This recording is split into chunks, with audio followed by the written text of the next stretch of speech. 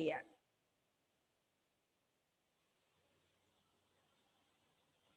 Okay, അപ്പൊ നമ്മുടെ രണ്ടാമത്തെ ലെസൺ എല്ലാ കുട്ടികളും ഉണ്ടായിരുന്നു എന്നറിയില്ല. കാരുണ്യത്തിന്റെ വില എന്ന ആ ലെസൺ നമുക്ക് കഴിഞ്ഞു.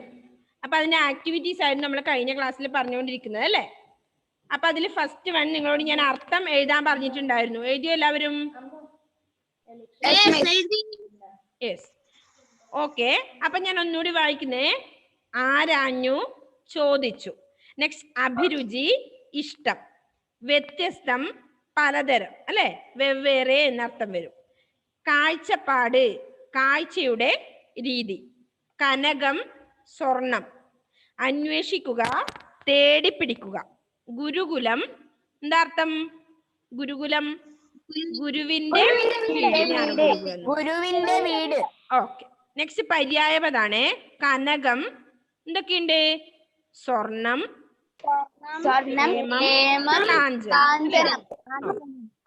അടുത്തത് പിരിച്ചെഴുതുക. ആകാംക്ഷയോടെ. ആകാംക്ഷ പ്ലസ് ഇടണേ. നോട്ടിലേക്ക് പകർത്തി എഴുതണേ. ഇത്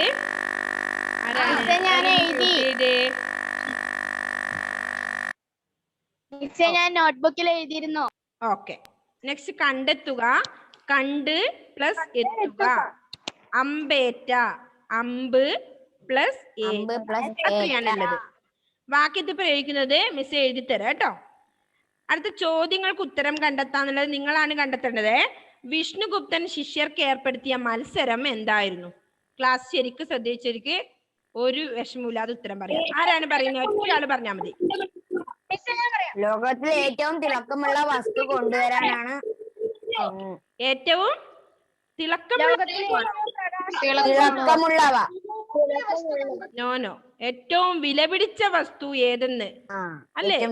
ലോകത്തിലെ ഏറ്റവും വിലപിടിച്ച പ്രകാശ വസ്തു ഏതെന്ന് കണ്ടെത്തുക. ഇതായിരുന്നു വിഷ്ണുഗുപ്തൻ ശിഷ്യന്മാർക്ക് ഏർപ്പെടുത്തിയ മത്സരം അല്ലേ? അതാണ് ഒന്നാമത്തെ ക്വസ്റ്റ്യന്റെ ആൻസർ. രണ്ടാമത്തെ ക്വസ്റ്റ്യന്റെയോ? വിഷ്ണുഗുപ്തൻ എങ്ങനെയുള്ള ആളായിരുന്നു?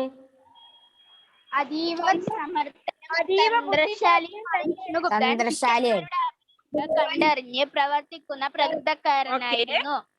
ഓക്കെ, അതീവ സമർത്ഥനും തന്ത്രശാലിയും ആയിരുന്നു. പിന്നെയോ? അത് മാത്രല്ല, ആ ഗ്രാമവാസികൾക്കെല്ലാം പ്രിയപ്പെട്ടവനും ആദരണീയവനും ആയിരുന്നു ആര്? വിഷ്ണുഗുപ്തൻ അല്ലേ? ശിഷ്യന്മാരുടെ അഭിരുചികൾ അറിഞ്ഞ് അവർക്ക് ഓരോരോ കാര്യങ്ങൾ. ഓക്കെ, മൂന്നാമത്തത്. എന്തിനു വേണ്ടിയാണ് വിഷ്ണുഗുപ്തൻ ശിഷ്യർക്ക് മത്സരം ഏർപ്പെടുത്തിയത്? എന്തിനായിരുന്നു? അവരുടെ വാർഷികം. എന്ത്? ഓക്കെ, എന്തിനു വേണ്ടിയായിരുന്നു? അവരുടെ കഴിവിനെ പരീക്ഷിക്കാൻ അല്ലേ? എത്രമാത്രം കഴിവ് അവരിലുണ്ട് എന്ന് അറിയാൻ വേണ്ടിയായിരുന്നു അല്ലേ ബുദ്ധി പരീക്ഷകളും മത്സരങ്ങളും ഒക്കെ നടത്തിയിരുന്നത്. നെക്സ്റ്റ്, രമണകൻ മത്സരത്തിന് കൊണ്ടുവന്ന വസ്തു എന്തായിരുന്നു?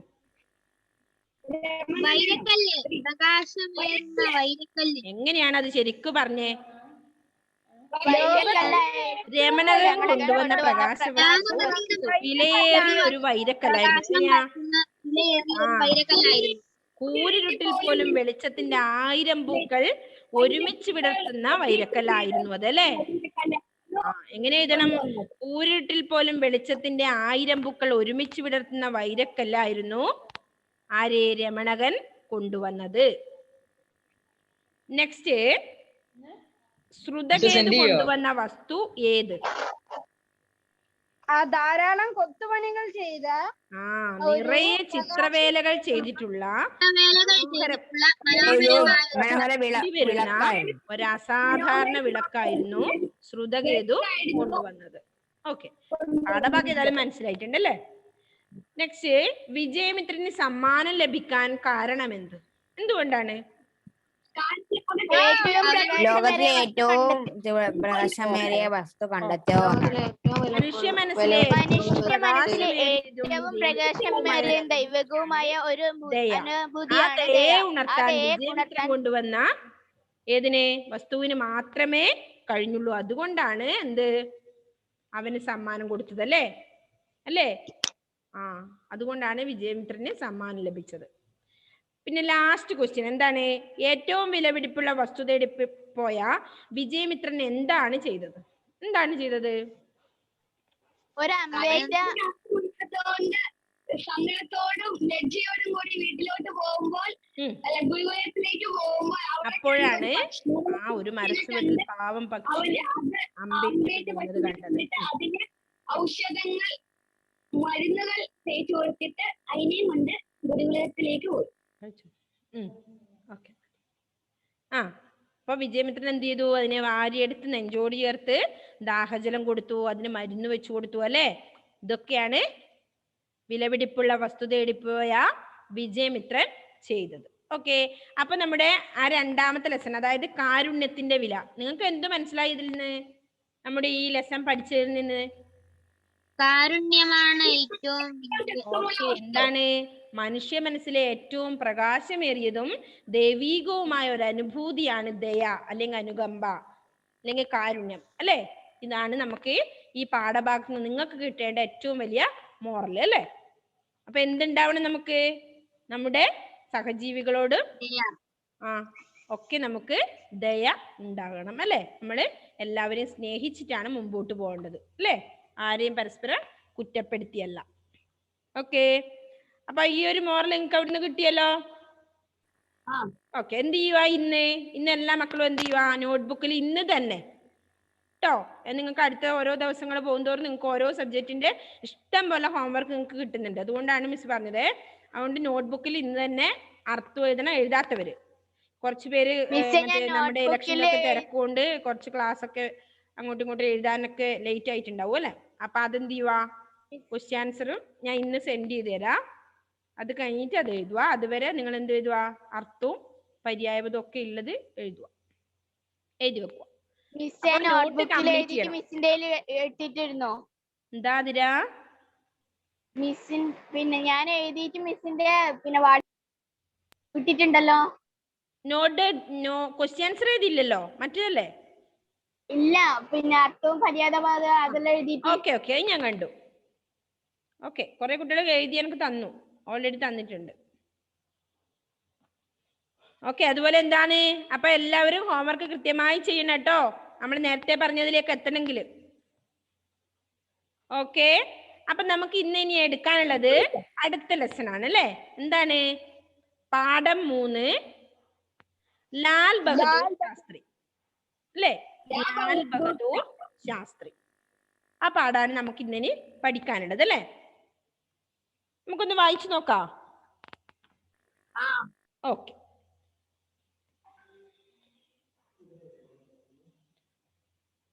കുംഭമേളയുടെ കാലം.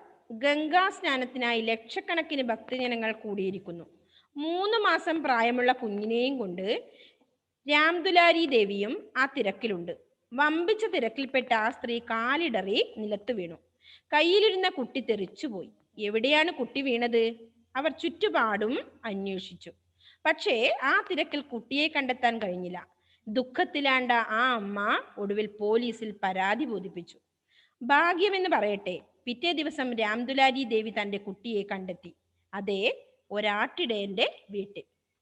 ആട്ടിടയനും ഭാര്യയും തലേനാൾ എല്ലാവരെയും പോലെ കുംഭമേളയ്ക്ക് പോയതായിരുന്നു. ഭാര്യയുടെ കയ്യിൽ ഒരു കുട്ടയുണ്ടായിരുന്നു. രാംദുലാരി ദേവി കാലിടർ നിലത്ത് വീണപ്പോൾ കുഞ്ഞ് തെറിച്ചു വീണത് ആ കുട്ടയിലേക്കായിരുന്നു. രാംദുലാരി ദേവി അക്കാര്യം അറിഞ്ഞില്ല. ആട്ടിടയനും ഭാര്യയും കുട്ടയിൽ കുഞ്ഞിനെ കണ്ടപ്പോൾ അത്ഭുതപ്പെട്ടു.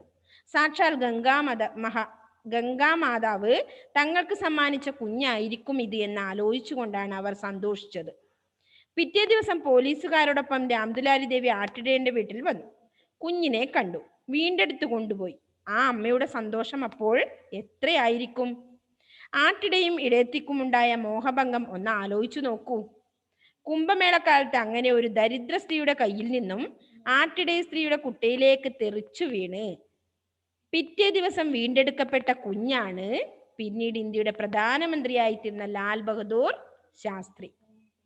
ദരിദ്രനായി പിറന്നു, ദരിദ്രനായി മരിച്ചു.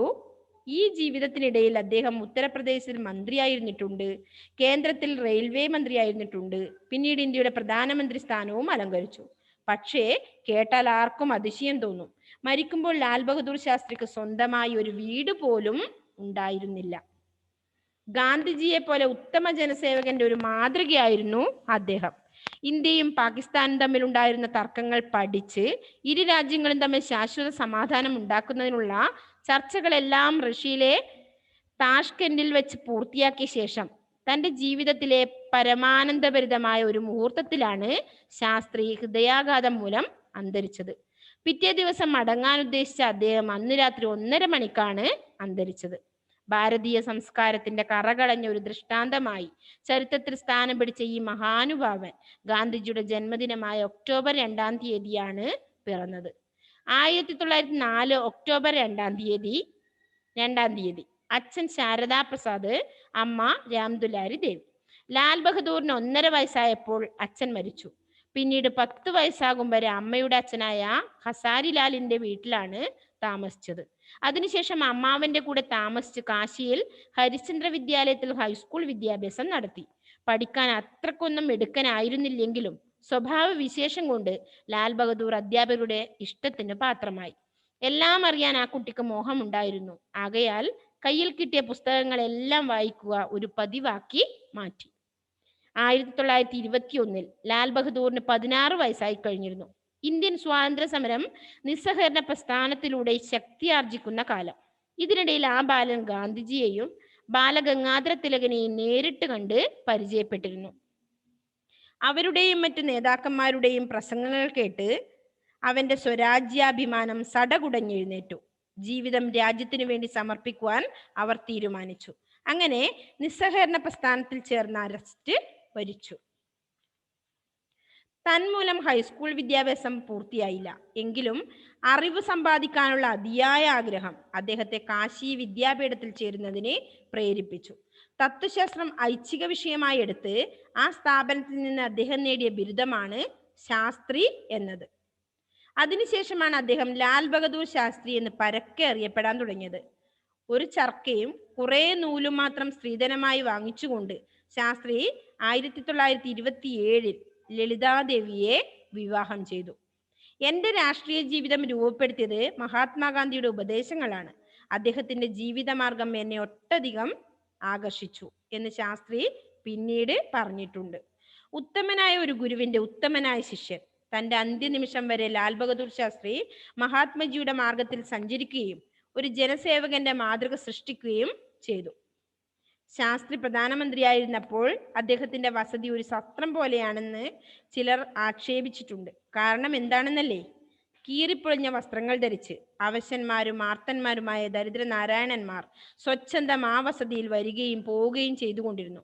തങ്ങളുടെ കഷ്ടപ്പാടുകൾ പ്രധാനമന്ത്രിയെ പറഞ്ഞു കേൾപ്പിക്കാൻ, പട്ടിണിപ്പാവങ്ങളായ അവരുടെ പരാതികൾ നേരിട്ട് കേൾക്കുവാനും കഴിയുന്നത്ര അവരെ സാന്ത്വനപ്പെടുത്തുവാനുമാണ് ആ മഹാനുഭാവൻ എന്നും ആഗ്രഹിച്ചത്.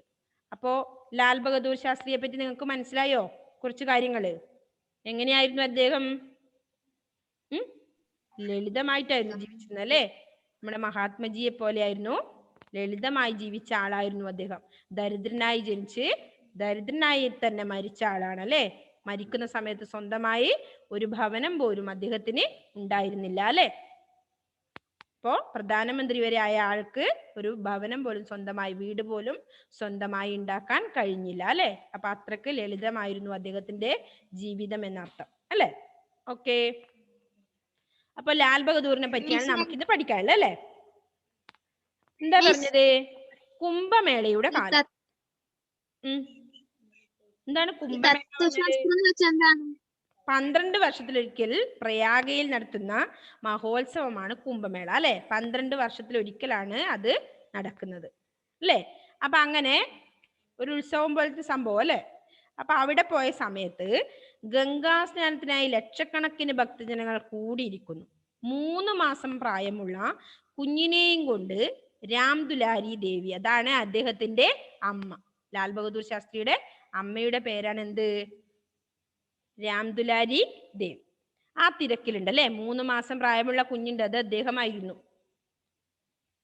വമ്പിച്ച തിരക്കിൽപ്പെട്ട് ആ സ്ത്രീ കാലിടറി നിലത്ത് വീണു. ഭയങ്കര തിരക്കുള്ള സ്ഥലമാണ് അല്ലെ? അപ്പോ കാലിടറി നിലത്ത് വീണു.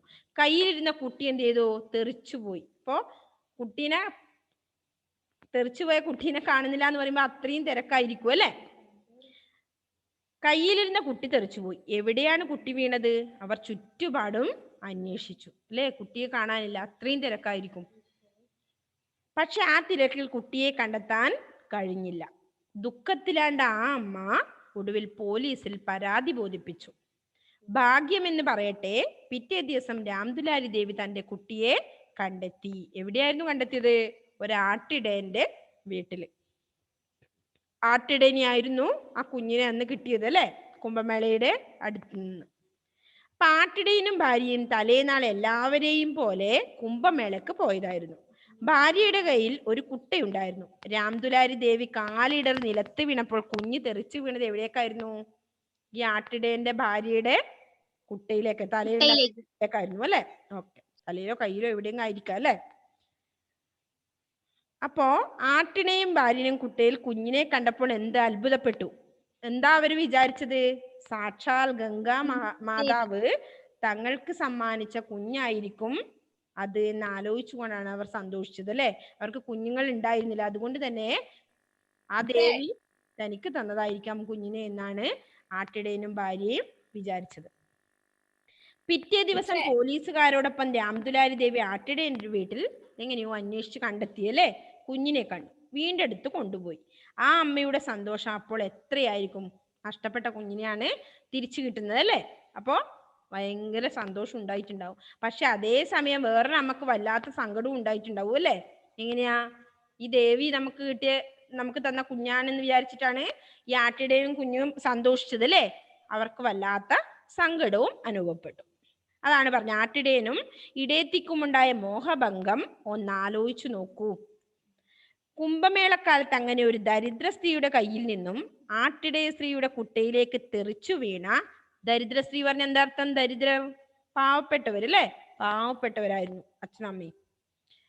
കയ്യിൽ നിന്നും ആട്ടിടയ സ്ത്രീയുടെ കുട്ടയിലേക്ക് തെറിച്ചു വീണ് പിറ്റേ ദിവസം വീണ്ടെടുക്കപ്പെട്ട കുഞ്ഞാണ് ആര്? പിന്നീട് ഇന്ത്യയുടെ പ്രധാനമന്ത്രി പദം വരെ അലങ്കരിച്ച ആര്? ലാൽ ബഹദൂർ ശാസ്ത്രി അല്ലേ. ഓക്കെ, അപ്പോ നമ്മൾ എവിടെ ജനിച്ചു, എങ്ങനെ ജനിച്ചു, ജീവിച്ചു എന്നുള്ളതിലല്ല കാര്യമല്ലേ, നാളെ അവരെന്താവും എന്നുള്ളതിലാണ്.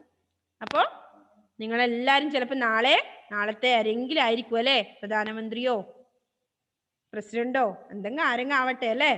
ഓക്കെ, അപ്പോ നമ്മൾ ജനിക്കുന്നത് എവിടെ, അല്ലെങ്കിൽ പാവപ്പെട്ട വീട്ടിലാണോ പണക്കാരന്റെ വീട്ടിലാണോ എന്നുള്ളതൊന്നല്ല, നമ്മുടെ കഴിവാണ് നമ്മളെ എവിടെയും കൊണ്ടെത്തിക്കുന്നത് അല്ലേ.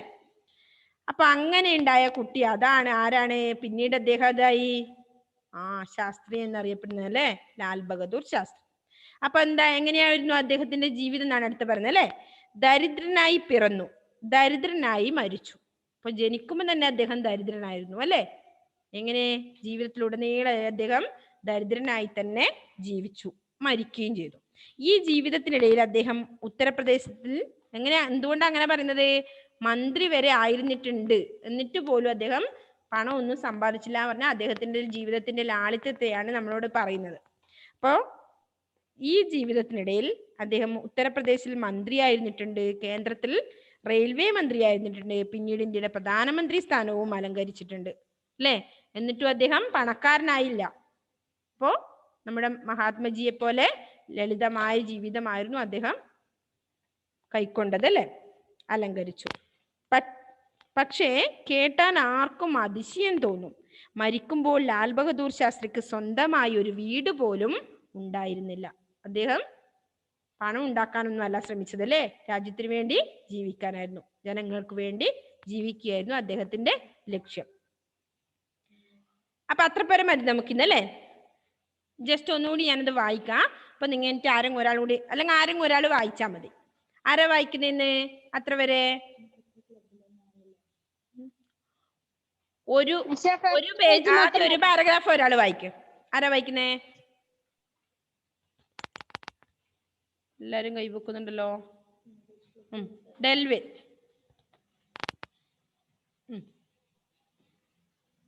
പാഠം 3. ലാൽ ബഹദൂർ ശാസ്ത്രി. കുംഭമേളയുടെ കാലം. ഗംഗാ സ്നാനത്തിനായി ലക്ഷക്കണക്കിന് ഭക്തജനങ്ങൾ കൂടിയിരിക്കുന്നു. 3 മാസം പ്രായമുള്ള കുഞ്ഞിനെയും കൊണ്ട് രാംദുലാരി ദേവിയും ആ തിരക്കിലുണ്ട്. വമ്പിച്ച സ്നാനം എന്ന് പറഞ്ഞാൽ തിരക്കിൽപ്പെട്ട് മക്കളെ സ്നാനം, ഗംഗാ സ്നാനം എന്ന് പറഞ്ഞാൽ സ്നാനം എന്ന് പറഞ്ഞാൽ ഗംഗയിലെ കുളി. ഗംഗയിലെ കുളി. ഗംഗ പവിത്രമായ നദിയാണെന്നാണ് അർത്ഥം കേട്ടോ. അതുകൊണ്ടാണ് ഗംഗയിൽ കുളിക്കുന്നത് അല്ലെ. എല്ലാ പുണ്യവും കിട്ടുന്നതാണ് അല്ലെ. നമ്മുടെ പാപങ്ങളൊക്കെ കഴുകി കളയാൻ പറ്റുന്ന സ്ഥലമാണ് ഗംഗ. ഇപ്പം അശുദ്ധമായിട്ടാണ് ഉള്ളത് അല്ലെ. പക്ഷെ ഗംഗയിൽ കുളിച്ചാലേ അങ്ങനെയാണെന്നാ പറയുന്നത്, നമ്മുടെ പാപങ്ങളൊക്കെ കഴുകി കളയാൻ. അപ്പൊ ഗംഗാ സ്നാനം എന്ന് പറഞ്ഞാൽ ഗംഗയിലെ കുളി. ഓക്കെ, പിടിക്കുന്നുണ്ട്. വായിച്ചോ. വമ്പിച്ച തിരക്കിൽപ്പെട്ട് ആ സ്ത്രീ കാലിടറി നിലത്ത് വീണു. കയ്യിലിരുന്ന കുട്ടി തെറിച്ചുപോയി. എവിടെയാണ് കുട്ടി വീണത്? അവർ ചുറ്റുപാടും അന്വേഷിച്ചു. പക്ഷെ ആ തിരക്കിൽ കുട്ടിയെ കണ്ടെത്താൻ കഴിഞ്ഞില്ല. ദുഃഖത്തിലാണ്ട ആ അമ്മ ഒടുവിൽ പോലീസിൽ പരാതി ബോധിപ്പിച്ചു. ഭാഗ്യമെന്ന് പറയട്ടെ, പിറ്റേ ദിവസം രാം ദുലാരി ദേവി തന്റെ കുട്ടിയെ കണ്ടെത്തി. അതെ, ഒരാട്ടിടന്റെ വീട്ടിൽ. ഓക്കെ, അടുത്ത ആട്ടിടയനും പാരഗ്രാഫ് ഭാര്യയും മോനെ, അടുത്ത പാരഗ്രാഫ് അടുത്താ കൊടുക്കാം അല്ലെ. നെക്സ്റ്റ് ശ്രീ വിഷ്ണു വായിച്ചോ.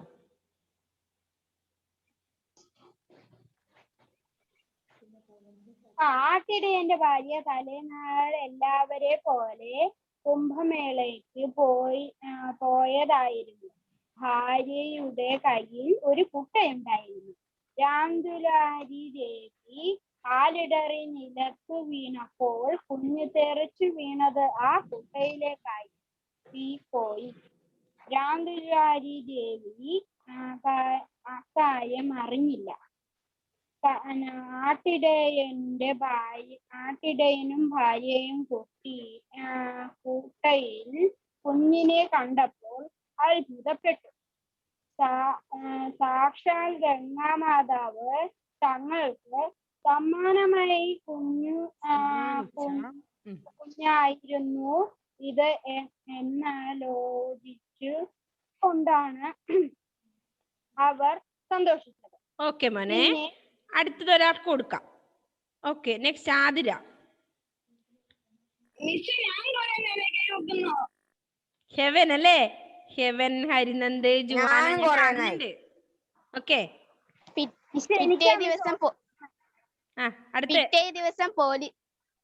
പിറ്റേ ദിവസം പോലീസുകാരോടൊപ്പം രാംദുലാരി ദേവി ആട്ടിടയന്റെ വീട്ടിൽ വന്നു. കുഞ്ഞിനെ കണ്ടു, വീണ്ടെടുത്തു കൊണ്ടുപോയി. ആ അമ്മയുടെ സന്തോഷം അപ്പോൾ എത്രയായിരിക്കും? ആട്ടിടയനും ഇടയത്തിക്കുമുണ്ടായ മോഹഭംഗം ഒന്ന് ആലോചിച്ച് നോക്കൂ. എന്താ അർത്ഥം മോഹഭംഗം?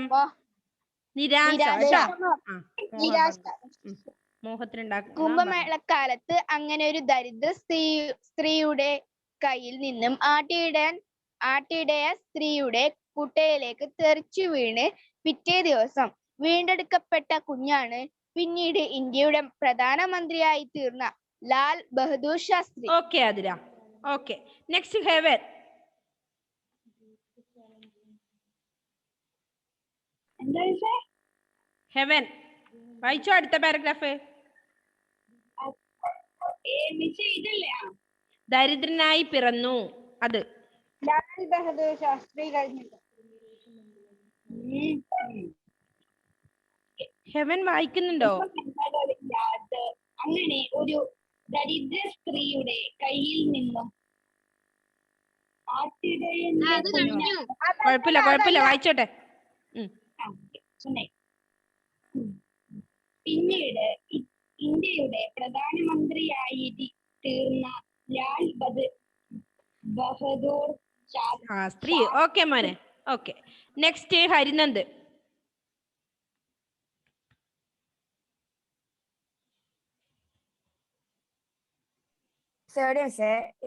ദരിദ്രനായി പിറന്നു പ്രധാനമന്ത്രിയായിരുന്ന ലാൽ ബഹദൂർ ശാസ്ത്രി.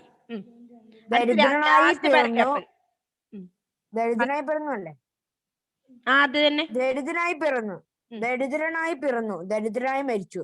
ഈ ജീവിതത്തിനിടയിൽ അദ്ദേഹം ഉത്തർപ്രദേശിലെ മന്ത്രി ആയിട്ടുണ്ട്. കേന്ദ്രത്തിൽ റെയിൽവേ മന്ത്രി ആയിട്ടുണ്ട്. പിന്നീട് ഇന്ത്യയുടെ പ്രധാനമന്ത്രി സ്ഥാനവും അലങ്കരിച്ചു. പക്ഷേ കേട്ടാൽ ആർക്കും അതിശയം തോന്നുന്നു. മരിക്കുമ്പോൾ പോലും ലാൽ ബഹദൂർ ശാസ്ത്രിക്ക് സ്വന്തമായ ഒരു വീട് പോലും ഉണ്ടായിരുന്നില്ല. ഓക്കെ, ഗാന്ധിജി മതി, എടുത്തില്ലല്ലോ അതുവരെ. അപ്പൊ എത്ര 2-3-4 പാരഗ്രാഫേ എടുത്തുള്ളൂ. അപ്പൊ എന്ത് ചെയ്യണം? നല്ലതുപോലെ വായിച്ചിട്ട് മിസ്സിന് ഒരു ഓഡിയോ ക്ലിപ്പ് സെൻഡ് ചെയ്ത് തരണേ എല്ലാവരും. തപ്പിത്തടഞ്ഞിട്ടൊന്നും വായിക്കണ്ട, നല്ല നീറ്റിൽ വായിച്ചത്. 2-3 തവണ വായിച്ചതിന് ശേഷം ഒന്ന് പറഞ്ഞോ. ഈ വായിച്ചവര് ആ വായിച്ചവര് വിടണം. വായിച്ചവര് പെർഫെക്റ്റ് ആയിട്ടാ, തപ്പുന്നുണ്ടായിരുന്നു കുറച്ച് ചിലവര് അല്ലേ. ഓക്കെ, അപ്പൊ എന്ത് ചെയ്യാ, എല്ലാവരും നല്ലൊരു വീഡിയോ ക്ലിപ്പ് നല്ല ഓഡിയോ ക്ലിപ്പ് ഇട്ടേരണേ വായിച്ചത്. ഓക്കെ, അതുപോലെ നമ്മുടെ 2 ലൈൻ ബുക്കിൽ നമ്മൾ എന്തെങ്കിലും എഴുതുന്നുണ്ടോ നിങ്ങള്? സ്വരാക്ഷരങ്ങൾ എഴുതി, വ്യഞ്ജനാക്ഷരങ്ങൾ എഴുതിയോ?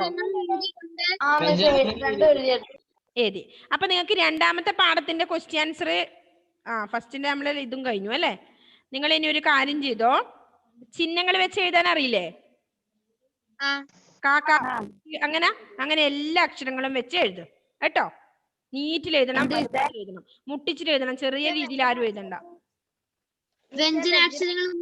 സ്വരാക്ഷരമാണോ വ്യഞ്ജനാക്ഷരമാണോ? സ്വരാക്ഷരങ്ങൾ എഴുതിയില്ലേ ഇതുവരെ?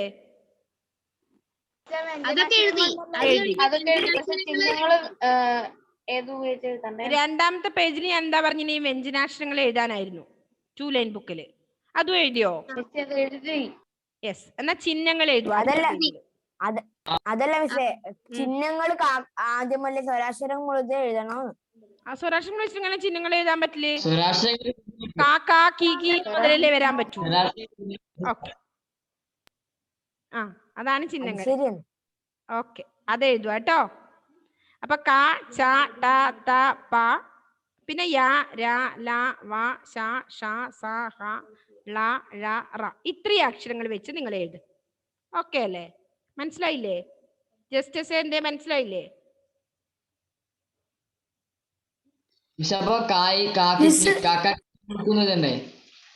അത് എഴുതണം. അത്രയും കാ വെച്ചിട്ട് എഴുതുക ആദ്യം, നെക്സ്റ്റ് ചാ വെച്ച് എഴുതുക.